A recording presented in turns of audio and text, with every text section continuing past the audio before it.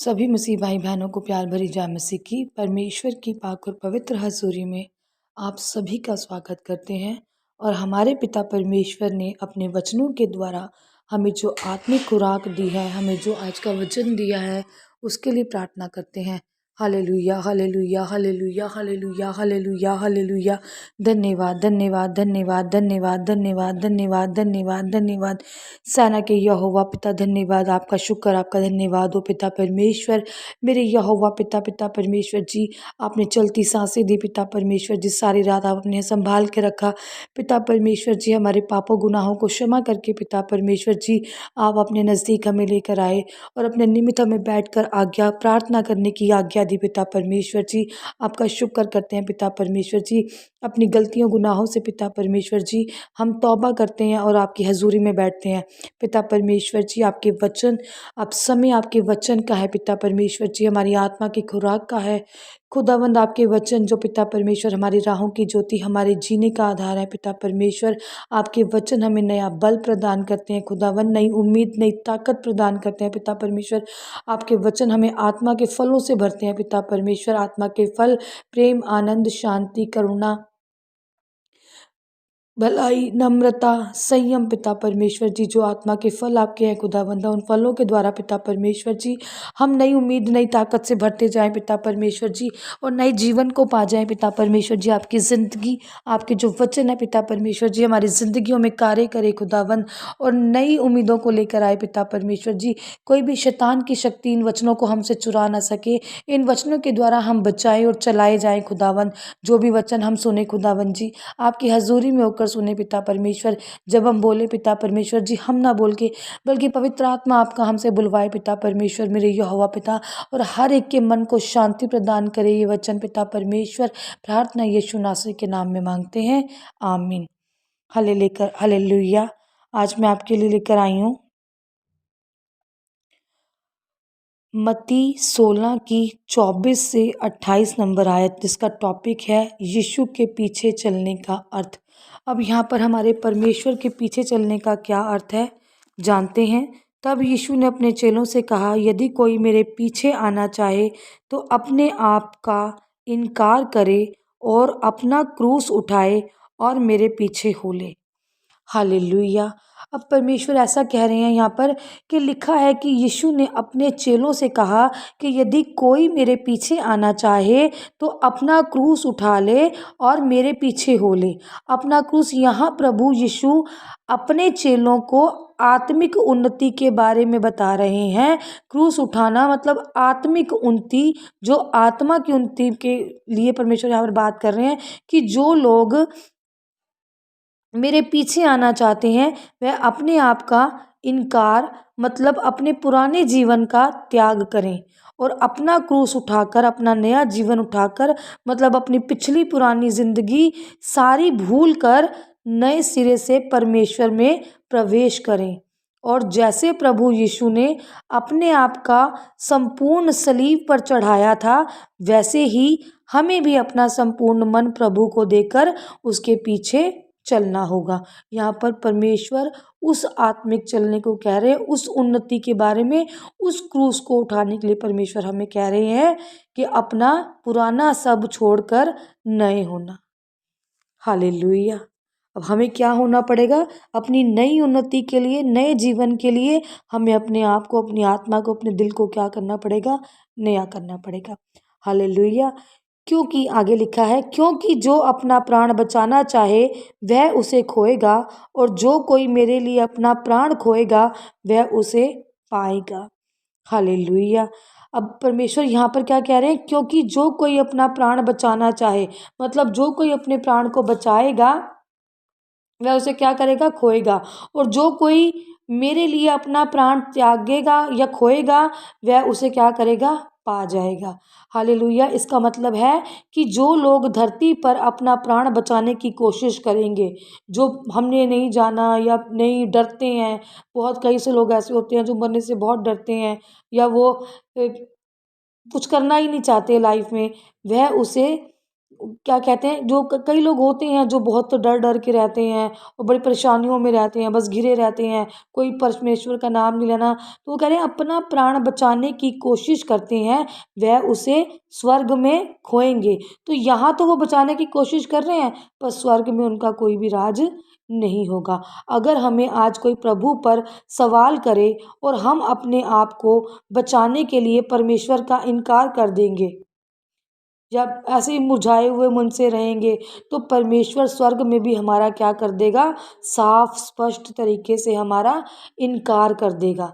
अगर हम परमेश्वर में हैं तो हम खरे हैं कि हाँ, हम परमेश्वर के बंदे हैं, हमें परमेश्वर को क्या करना है, पूरी रीति से अपनाना है, इनकार नहीं करना। अगर आज हम धरती पर परमेश्वर का इनकार करते हैं और यहाँ वहाँ की बातें करते हैं, तो स्वर्ग में हमारा क्या करेंगे, परमेश्वर इनकार करेंगे। पूरा हक है परमेश्वर को इनकार करने का। लिखा है भजन संहिता में कि परमेश्वर ने कहा है कि हम भजन संहिता की 51 में लिखा है कि तू न्याय करने में क्या ठहरेगा, भला ठहरेगा। परमेश्वर ने कहा है, क्योंकि हम तो माँ के गर्भ से ही पापी हैं, ऐसे परमेश्वर ने कहा है। तो परमेश्वर जब न्याय करने जब करेगा तो परमेश्वर खरा कहलाएगा, अगर हम खरी रीति से नहीं चलेंगे। हालेलुया। आगे लिखा है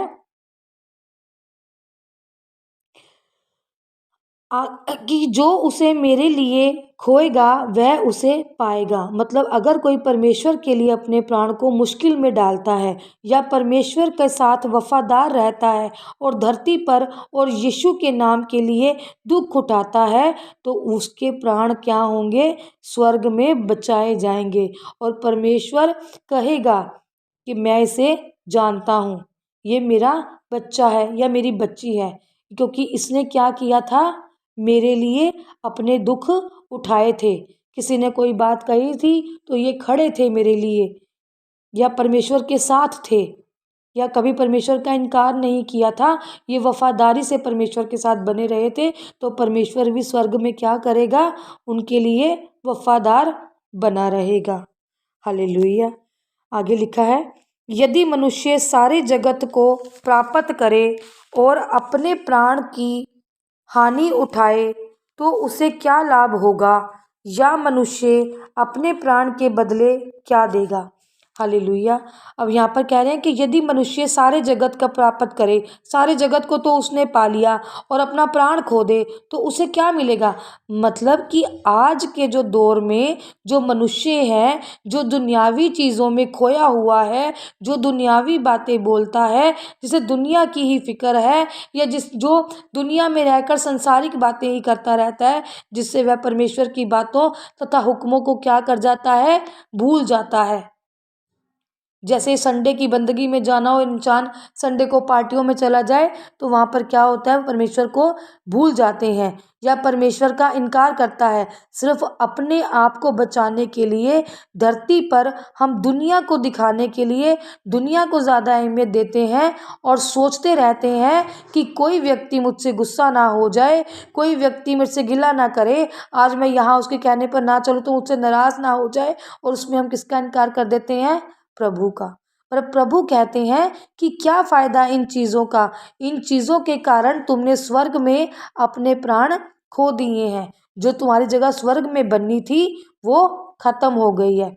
धरती पे प्राण बचाकर दुनिया में रुझने का क्या फ़ायदा, अगर तुमने परमेश्वर को पूरी रीति से अपनाया ही नहीं। तुम दुनिया के कारण अपने स्वर्ग में प्राण तो खो दिए। जो दुनिया थी, दुनिया के कारण तुमने क्या किया, जो स्वर्ग में तुम्हारी जगह थी तुमने क्या की, वो खो दी। मतलब क्या कहते हैं, अनंत जीवन को क्या कर दिया, खो दिया। और सदा वाली आग यदि नरक में डाल दिया जाए, जो नरक वाली आग है, तुमने क्या किया, उसको अपना लिया। तो इससे किसका फायदा हुआ, दुनिया का। तुम दुनियावी बातों में रह गए। हालेलुया। तो हमें दुनियावी नहीं, हमें आत्मिक बातों में रहकर आत्मिक होना है। हालेलुया। मनुष्य का पुत्र लिखा है, मनुष्य का पुत्र अपने स्वर्गदूतों के साथ अपने पिता की महिमा में आएगा, और उस समय वह हर एक को उसके कामों के अनुसार प्रतिफल देगा। हालेलुया। बिल्कुल कहा है, जो मनुष्य का पुत्र अपने स्वर्गदूतों के साथ मतलब अपने पिता की महिमा में आएगा, और उस समय वह हर एक को उसके कामों के अनुसार प्रतिफल देगा। किसी को कम, किसी को ज़्यादा नहीं, जैसे उसने काम किए होंगे उसका प्रतिफल उसे मिलेगा। इसका अर्थ साफ स्पष्ट होता है कि जब हमारे प्रभु ने अंत के समय में बादलों पर अपने स्वर्गदूतों के साथ सभी मनुष्यों को धरती पर किए गए उनके कामों के अनुसार सबका प्रतिफल क्या करना है, प्रभु यीशु मसीह ने देना है। अगर सही रीति से चला है उसका प्रतिफल सही रीति से मिलेगा, और बुरी रीति से चला है तो बुरी रीति से मिलेगा। जो प्रभु के वचनों पर चला होगा, जैसे परमेश्वर के प्रति आज्ञाकारी वफादारी दिखाई होगी, वह स्वर्ग में क्या पाएगा, अपनी जगह। जो परमेश्वर की राहों पर नहीं चला, वचनों को नहीं माना, बाइबल को नहीं पढ़ा, प्रार्थना नहीं की, वफादार नहीं रहा, तो वो कहाँ डाला जाएगा, नरक वाली आग में। इसलिए हमें क्या रहना है, स्वर्ग राज में प्रवेश करने के लिए हमें क्या करना है, वफादार होना है, प्रार्थनाएं करनी है, आज्ञाकारी में रहना है, बाइबल के वचनों को पढ़ना है, और सबसे बड़ी बात उस पर चलना है। हालेलुया। आगे लिखा है, मैं तुमसे सच कहता हूँ कि जो वहाँ खड़े हैं उनमें से कुछ ऐसे हैं कि वे जब तक मनुष्य के पुत्र को उसके राज्य में आते हुए ना देख लेंगे, तब तक मृत्यु का स्वाद कभी ना चखेंगे। क्या लिखा है, मैं तुमसे कहता हूँ कि जितने भी लोग ऐसे हैं, जब तक मनुष्य के पुत्र को उसके राज्य में आते हुए ना देख लेंगे तो मृत्यु का स्वाद कभी भी ना चखेंगे। मतलब यदि प्रभु अपने लोगों से वादा कर रहे हैं कि हम सब लोगों में से कुछ लोग ऐसे हैं कि जब तक प्रभु अपने स्वर्गदूतों के साथ अपने राज्य में ना आ जाए, वह मृत्यु को नहीं देखेंगे। मतलब उन्हें मृत्यु छू भी नहीं सकेगी। यहाँ शरीर की बात नहीं, परंतु आत्मा की बात हो रही है। यहाँ परमेश्वर आत्मा में हमें कह रहे हैं, परमेश्वर में ये बात कह के कि मैं तुमसे सच कहता हूँ कि जहाँ खड़े हैं वो किसमें, आत्मा में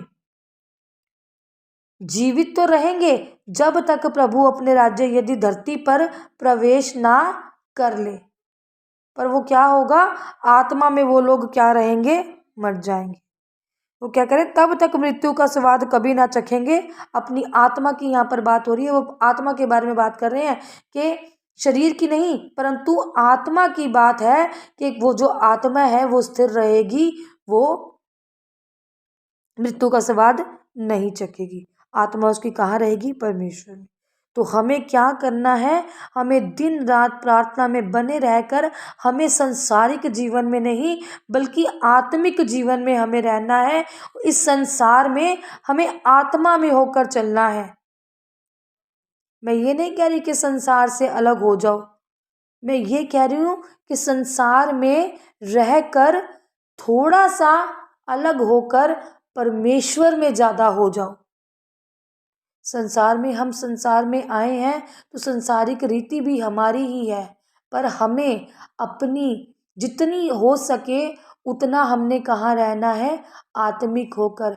आत्मिक मतलब अच्छे बोल रखने हैं अपने मुंह के, वफादारी रखनी है, दिखाना है अपने आप को कि हम यीशु मसीह के बंदे हैं। और यीशु मसीह क्या कहते हैं, प्रेम करो, शांत स्वभाव रहे तुम्हारा, लड़ाई झगड़ा किसी से नहीं करना, किसी को जवाब नहीं देना, आज्ञाकारी में होना है, अपने माँ बाप की, अपने सास ससुर की, बस इतनी सी परमेश्वर बात करना चाहते हैं आप लोगों से।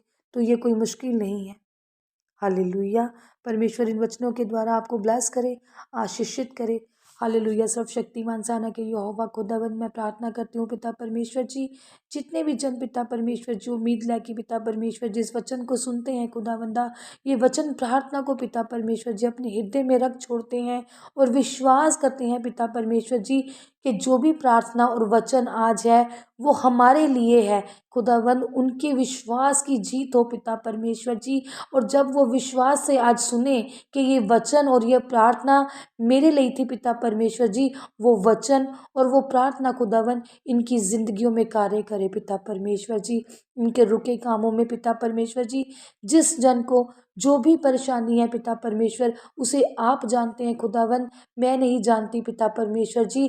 जितने भी लोग आज इस वचन को पिता परमेश्वर जी प्रेम से और विश्वास से सुने पिता परमेश्वर जी, और प्रार्थना में जो भी मांगे खुदावन, विश्वास करके उन्हें वो आज आप दें पिता परमेश्वर जी। ये मेरी गुजारिश और विनती है पिता परमेश्वर जी।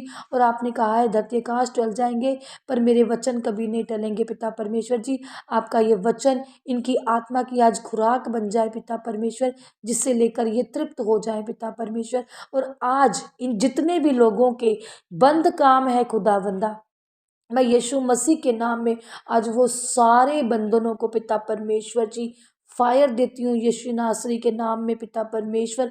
वो बंधन आज टूट कर खुदावन इनकी नई उम्मीद नई जिंदगी बन जाए पिता परमेश्वर। वो सारे बंधन खत्म होकर, सारे बंधन टूट टूट कर पिता परमेश्वर जी इनके सारे काम स्वर्ग में पूरे हों पिता परमेश्वर। मेरे यहोवा पिता, आज ये बेनती प्रार्थना सीधी स्वर्ग तक जाए पिता परमेश्वर जी। और जिसके भी जो बंधे काम है पिता परमेश्वर जी, वो किसी की नौकरी हो सकती है पिता परमेश्वर जी, किसी की दुष्ट आत्मा हो सकती है मेरे खुदावन पिता परमेश्वर जी, किसी का कोई रोग हो सकता है पिता परमेश्वर जी। आज इनके रोग पिता परमेश्वर जी जो इनके शरीरों में है खुदावन, वो सब निकल के उल्टी के रास्ते बाहर आ जाएं पिता परमेश्वर। रसोलियाँ बाहर आ जाएं पिता परमेश्वर। मेरे यहोवा पिता, जिनको नौकरियां नहीं मिल रही हैं पिता परमेश्वर जी, उनको नौकरियां मिले आज यीशु मसीह के नाम में। जिनकी कोई बीमारी है आज वो दूर हो जाए यीशु मसीह के नाम में। और आत्मा की खुराक आज पिता परमेश्वर जी ये वचनों के आधार पर लें और तृप्त हो जाएं। प्रार्थना यीशु मसीह के नाम में मांगते हैं, आमीन आमीन आमीन।